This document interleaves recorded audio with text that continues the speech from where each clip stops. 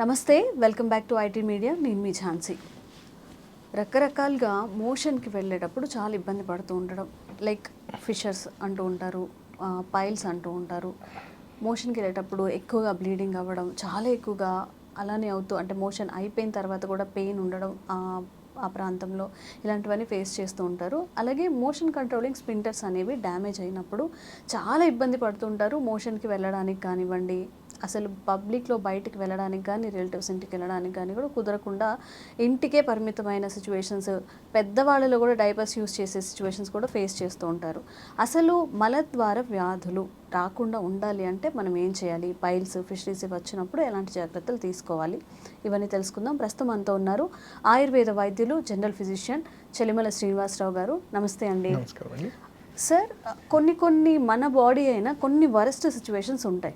ఇప్పుడు మనం ఏదైతే మాట్లాడుకున్నామో ఈ మోషన్కి సంబంధించిన ఇష్యూస్, పైల్స్ కానీ ఫిషరీస్ ఉన్నప్పుడు పెద్దవాళ్ళు అసలు డైపర్ యూస్ చేసి బయటికి వెళ్ళలేకపోవడం, లేదంటే మోషన్ తర్వాత చాలా ఇబ్బంది ఫీల్ అవ్వడం, వీటిని అంటే సిచ్యువేషన్ ఇంకా వరస్ట్ కాకుండా ముందుగానే డిటెక్ట్ ఎలా చేయాలి, ఎలాంటి జాగ్రత్తలు తీసుకోవాలి? తప్పకుండా.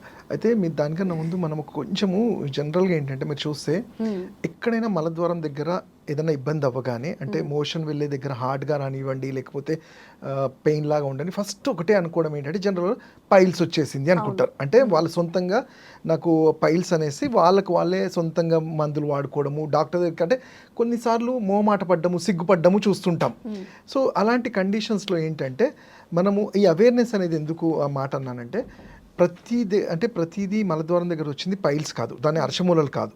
జనరల్గా ఏంటంటే అది ఎప్పుడైతే మనము నేగడైతే చూస్తామో, అబ్జర్వ్ చేస్తామో అప్పుడు కానీ అది తెలియదు. ఎందుకంటే చాలా మటుకు ఈ పైల్స్ అనేది ఫిస్టులా కూడా ఉంటుంది.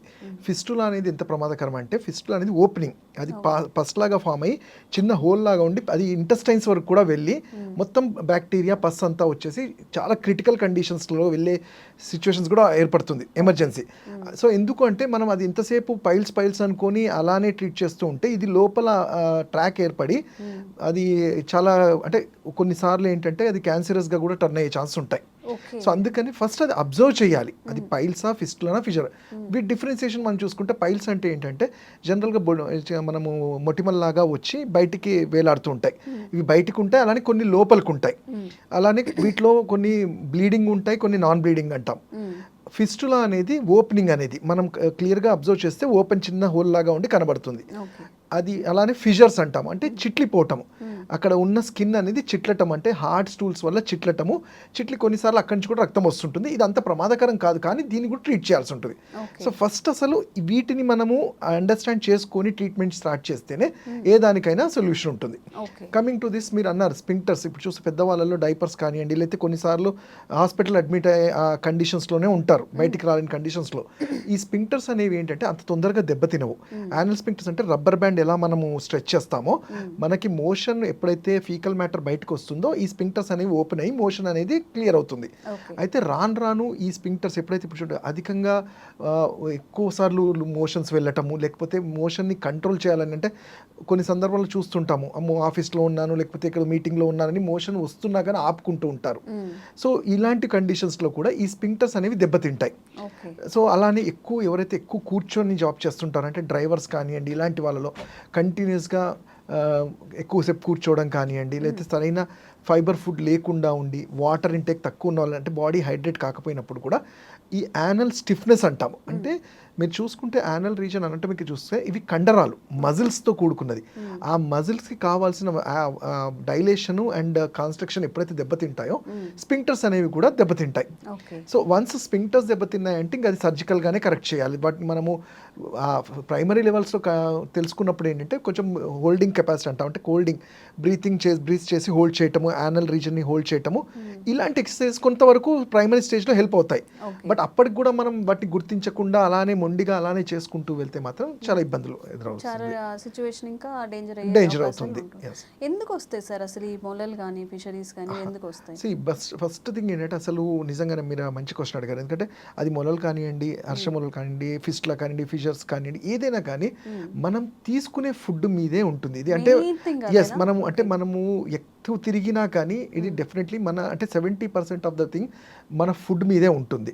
ఫుడ్ అంటే మీరు అనుకోవచ్చు అంటే నేను అందరం న్యూట్రియస్ ఫుడ్డే తింటాను కదా, మేము మంచి ఫుడ్డే తింటాం అయినా మాకు ఎందుకు వస్తుందంటే మనం అనుకోవడం ఈజ్ డిఫరెంట్, మన శరీర తత్వం ఈజ్ డిఫరెంట్. అందుకే మేము అంటాము వాతపైత్య కఫాలు అనేది ఎందుకు వీటికి ఇంపార్టెన్స్ ఇవ్వాలి అన్నప్పుడు మన శరీర తత్వం అసలు మనకు తెలిసి ఉండాలి. ఇప్పుడు ఒక షుగర్ పేషెంట్ ఉన్నాడు, మనము షుగర్ పేషెంట్కి మెడిసిన్ ఇస్తారు. మీరు చూస్తే ఏ డాక్టర్ వెళ్ళినా కానీ షుగర్కి ఒక మెడిసిన్ ఇచ్చిన తర్వాత వాళ్ళని మనము డాక్టర్ మీరు షుగర్ మెడిసిన్ ఇచ్చారు కాబట్టి నేను స్వీట్స్ తినొచ్చా అంటే ఎవ్వరు చెప్పరు. స్వీట్స్ మీరు షుగర్ మెడిసిన్ ఇచ్చినా కానీ కంట్రోల్ ఉన్న షుగర్. అలానే మీ తత్వం వాతపైత్య కఫాలు ఉన్నప్పుడు ఆ తత్వానికి తగ్గ ఫుడ్స్ ఏవైతే ఉంటాయో అవన్నీ అవాయిడ్ చేయమని చెప్తాం. అలా చేయనప్పుడు అంటే మీరు ఫర్ ఎగ్జాంపుల్ ఇప్పుడు చూడండి, అంటే ఈ పైల్స్ ఫిషర్స్ ఇవన్నీ ఎక్కువ వచ్చేది పైత్యం పెరిగినప్పుడు, అంటే బాడీలో ఈ జఠరాగ్ని ఎక్కువ అయినప్పుడు అన్ఈవెన్గా ఉన్నప్పుడే ఇవన్నీ వస్తుంటాయి. సో వాళ్ళ ఫుడ్ వాళ్ళ లైఫ్ స్టైల్ కానీ వాళ్ళ ఫుడ్ చూస్తే చూడండి, నాన్ వెజ్ స్టార్టింగ్లో ఎలా చెప్తారు, ఎక్కువ పచ్చళ్ళు తిన్నప్పుడు వేడి అనిపిస్తుంది, మోషన్ అయినప్పుడు కూడా గ్యాస్ లాగా వస్తుంది, వేడి అనిపిస్తుంది అంటారు. నాన్ వెజ్ ఐటమ్స్ తిన్నప్పుడు హార్డ్గా స్టూల్స్ వస్తున్నాయి, ఒక్కొక్కసారి బ్లీడింగ్ వస్తుంది అంటారు. అలానే ఆడవాళ్ళలో ప్రెగ్నెన్సీ టైంలో కూడా కామన్గా ఉంటుంది, అంటే హార్మోనల్స్ వల్ల బాడీ హీట్ అయ్యి అలా కూడా ఉంటుంది. కొన్ని థైరాయిడ్ ఈ హార్మోన్స్ వల్ల కూడా ప్రాబ్లమ్స్ ఉంటుంటాయి. ఇతరత్ర మెడిసిన్ జబ్బులకు ఏదైనా మెడిసిన్స్ వాడినప్పుడు లైక్ స్టిరాయిడ్స్ కానీ ఇవన్నప్పుడు వాటి సైడ్ ఎఫెక్ట్స్ కూడా ఉంటాయి. ఇవి కాకుండా ఇవి పక్కన పెడితే జనరల్గా మనం ఒక పర్సన్గా చూసుకుంటే నేను ఇంతకుముందు చెప్పిన డైట్ అనేది చాలా ఇంపార్టెంట్. డైట్ మనము ఇష్టంగా ఏదో మనము ఏది పడితే తినేయటం వల్ల మన మెటబాలిజం దెబ్బతిన్నప్పుడు అది డైజెస్ట్ చేసుకోదు. ఎప్పుడైతే ఈ లార్జ్ ఇంటెస్టైన్స్లో ఉండే మ్యూకస్ తడి లాంటిది డ్రై అయిపోతుందో అక్కడి నుంచి గ్యాసెస్ రిలీవ్ అది ఎగతన్నుతుంటుంది. అంటే రిగర్జినేట్ అవ్వటం వల్ల గ్యాసెస్ అల్సర్స్ ఇవన్నీ ఫామ్ అవుతాయి. సో వీటన్నిటిని ట్రై చేయకుండా మనము ఉట్టి మెడిసిన్ ఉట్టి డైట్ అనేది కాదు, అంటే మెటబాలిక్ అంటే మెటబాలిజాన్ని కరెక్ట్ చేసుకుంటూ మన లైఫ్ స్టైల్ని కరెక్ట్ చేస్తూ డైట్లో కూడా ఇంపార్టెన్స్ ఇవ్వాలి. సో నేను కంక్లూడ్ చేసేది ఏంటంటే అంటే డైట్తో పాటు ఒక రెగ్యులర్ ఎక్సర్సైజ్ కూడా ఉండాలి. మెటబాలిజం కరెక్ట్ ఉన్నప్పుడు తీసుకునే ఫుడ్ ఈజీగా డైజెస్ట్ అవుతుంది, అప్పుడు ఇలాంటి ప్రాబ్లమ్స్ రావు.